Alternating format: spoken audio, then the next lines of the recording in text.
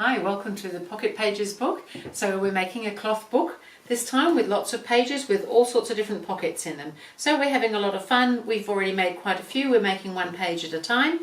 So there's a pattern available through GourmetQuilter.com for Pocket Pages, and we're going to be making, this time we're going to be making this one. This is pocket page number 13.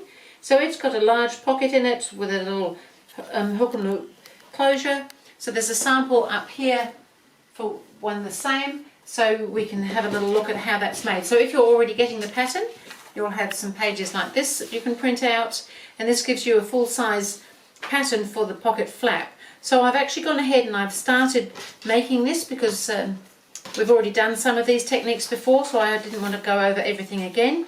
So on the pattern there's lots of measurements, and it tells you how to do everything. So we needed to fold the pocket piece in half, we needed to do 2 rows of top stitching, we need to put our piece of hooky fastener in the centre there, and all the measurements and things are again on that pattern. So then we need to make the flap. Now we need to make the flap so that it fits within. So I'm not sure if you can see up here, it's narrower than the page is wide, and that's because we've got extra allowance for the seam allowance for when we make the pages into a double-sided page. So we need to make sure that our flap is going to fit within so that it sits quite nicely, like this one here, so that it's within our sort of page area rather than sitting beyond or without or within or something.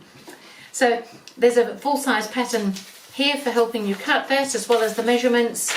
So it's on an angle, so we could trace it as we do with some of the other shapes, or when it's something as simple as this one, shape-wise, you can just lay your fabric on it. And what I did is actually just finger pressed it back, and then I took it to the iron and I pressed it, and then we can trim that shape off rather than necessarily tracing it all or cutting the pattern piece out. I've actually already done my stitching, which is just a little bit cheating.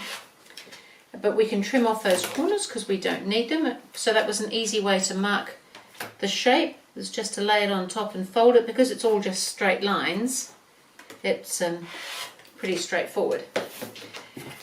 So I have actually gone ahead, it's 2 layers, there's 2 pieces there.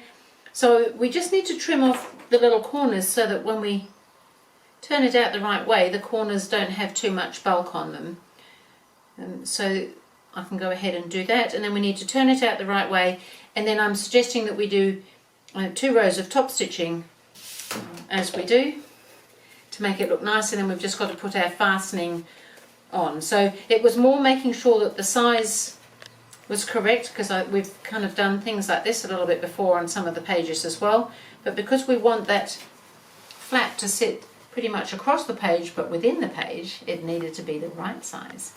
So I'm just going to press this so that we can just double check that things are working. And I just thought if you were making any variations yourself, if you understood why things are the size they are, that would help.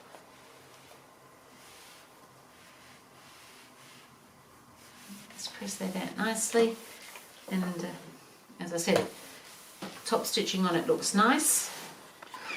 We just need to make sure that this is fitting the page here, and it's looking pretty good, so that we've got a seam allowance sitting either side of that, so that when we make our page, that will sit nicely to the page. So that needs to be top stitched and then stitched on, and also we can flip that back to get the positioning for our other piece of fastening as well. So I'll go ahead and do all that. I'm not sure that I need to particularly come back because there's one here already done, because you know how to do all these things now that you know all about that flap. So it just is looking just like that.